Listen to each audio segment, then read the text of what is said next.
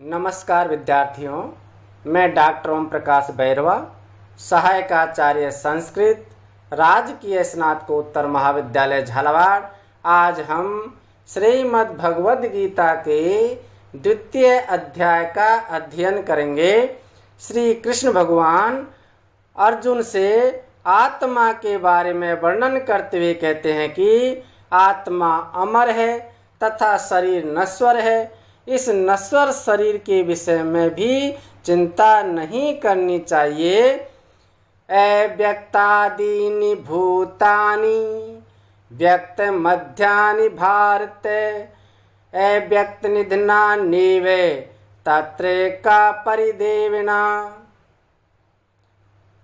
अव्यक्त आदिनि भूतानि व्यक्त मध्यानि भारत अव्यक्त निधनानि एव तत्र का परिदेविना।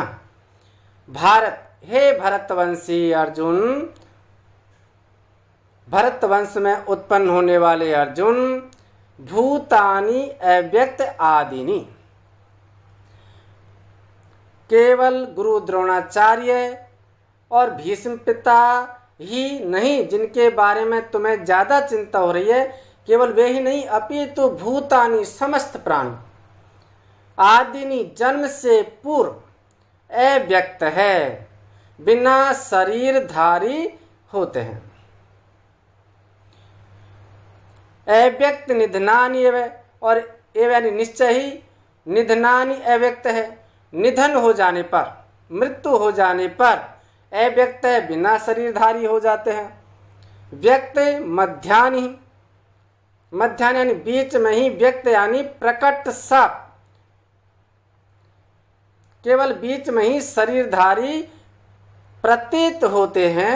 तत्र का परिदेवना, तत्र ऐसे विषय में, उस विषय में का यानी क्या, परिदेवना यानी शोक दुख प्रलाप या चिंता करना। जो प्राणी जन्म से पूर्व बिना शरीरधारी है और मरने के बाद भी बिना शरीरधारी रह जाते हैं, केवल बीच में ही शरीरधारी प्रतीत होते हैं, फिर उस विषय में क्या चिंता करना, अर्थात चिंता नहीं करनी चाहिए। हम किसी भी प्राणी के न तो भूतकाल के बारे में जानते हैं और न ही उसके भविष्य के विषय में जानते हैं। हमारा ज्ञान तो केवल उसके वर्तमान तक ही सीमित रहता है और आदि अंत के बिना केवल मध्य में ही प्रतीत होने वाली वस्तु इसी प्रकार भ्रमरूप होती है, जैसे रस्सी में सर्प आदि।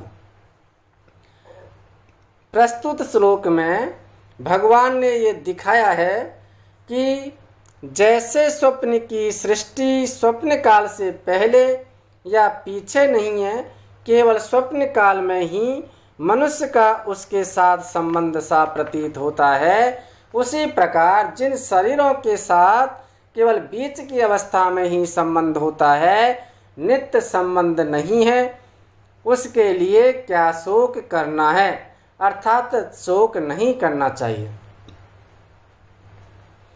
आश्चर्यवत् पश्यति कश्चिदेन आश्चर्यवत् वदति तथैव चान्यः आश्चर्यवच्चेन मन्ये शृणोति श्रुत्वेप्येनं वेदि न चैव कश्चित्।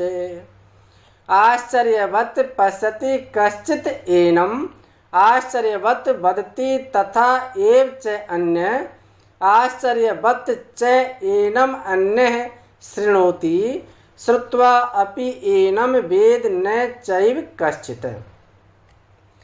कश्चित् एनम् आश्चर्यवत् पश्यति, कश्चित् कोई, एनम इस आत्मा को,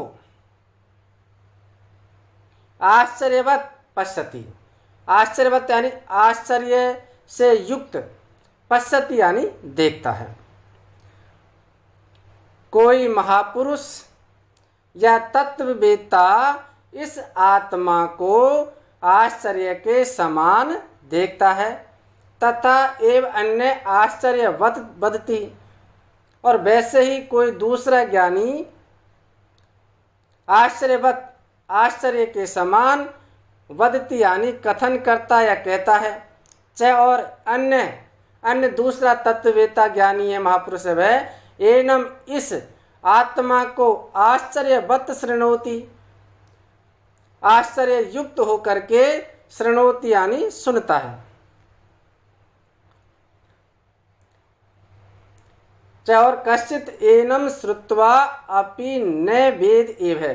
कश्चित कोई तो या कोई तो एनम इस आत्मा को श्रुत्वा अपि सुन करके भी न यानी नहीं वेद एव है, वेद यानी जान पाता है, जानता है, एव यानी ही निश्चय। और कोई तो इसको सुन करके भी नहीं जान पाता है। इसलिए ये जो आत्मा है ये हरेक के समझ से बाहर है। इस आत्मा को कोई तत्ववेत्ता आश्चर्य के समान देखता है और वैसे ही कोई दूसरा ज्ञानी आश्चर्य के समान इसका कथन करता है और कोई जिज्ञासु इस आत्मा को आश्चर्य के रूप में सुनता है तथा कोई अन्य जिज्ञासु इस आत्मा को सुनकर भी नहीं जानता है। तो यहाँ आत्मा को दुर्विज्ञ और गहन बताया गया है। इससे ज्ञात होता है कि इस अतीव दुर्बोध तत्व को हजारों या लाखों में से कोई एक ही समझ पाता है